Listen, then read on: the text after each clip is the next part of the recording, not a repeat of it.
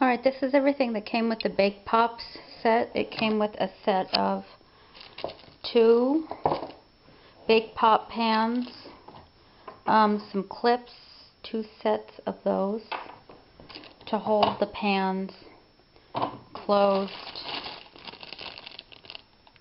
Bake Pop sticks and bags, a little squeeze bottle, directions, and this was all for I think like $25 or so shipped. And each of these sets makes 18. As you can see, you've got the set that you pour the batter into and then place the one on top. Just so you know that they kind of have their own directions on how you should make the cake. It's not just a normal cake mix. It says you need to spray the pans with baking spray that has flour in it, not to use canola or vegetable oil. And their baking instructions call for using an extra egg, substituting the milk for water, and using half as much as the recipe calls for, and adding a pudding mix to your cake so that it makes the cake mix more dense. So anyway, I'm going to try it, and we'll see how it works out. Okay, so you can see I've got this filled, and it turns out 1 box of cake mix with the 1 package of dry pudding mix made exactly the 2 pans, which is 36 cake pops. I'm not sure if I mixed that right, because this cake mix came out very, very thick, and it almost had the consistency of pudding, but I followed their directions, so hopefully they won't come out too heavy. You can see here's one already put together with the 2 clips. It said to spray both top and bottom pan, and then also the outside, so that when some of the cake mix comes through the holes, it won't stick to the pans. I did that. It's got 4 clips so that you can put those on each of the pans, and then it just bakes for like 28 minutes or so. So I'm going to put it in, see how it turns out. Alright, so here's the cake pops. You can see they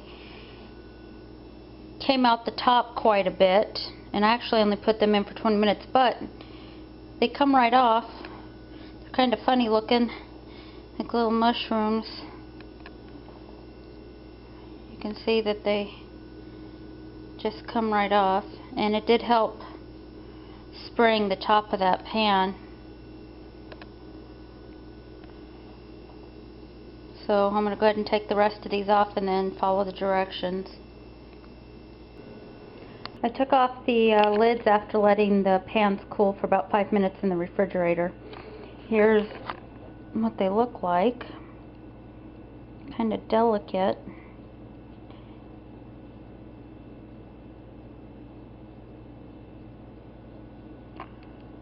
Interesting. We'll see how they hold up dipping them in the candy coating. I believe the directions say to put them in the freezer for 10 minutes after you put the sticks in. Dip the end of the Bake Pop stick into the coating, then insert into the cake ball. Place into the freezer for 10 minutes until coating is hard. So I'll try that now.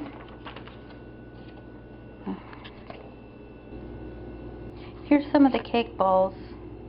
When I took them out of the pan, there was like a lip on them, and so I ended up having to, I tried using a knife to shave off that lip, and that didn't work so well, so I just ended up using like kitchen scissors and trimming it, and it didn't turn out too bad. I didn't use the plastic reusable sticks. I bought the Wilton, I think it was the 4-inch sticks. And these are almost too soft. I probably should have left them in the oven a little longer. They were only in there for 20 minutes, maybe the full 25. But they didn't come out too bad, you can see. And then dealing with the candy coating's just a nightmare, I think. I warm it up and then swirl it around in there, and it's just, they suggested maybe putting just a little bit of oil in there to make it not quite so sticky, and maybe I'll try that next time. But I had bought these eyeball rings, Halloween eyeball rings, on Amazon. I think it was $6 for 20 or for 12 of them, and they came out really cute. I actually already took them over to the school, but I just candy coated these.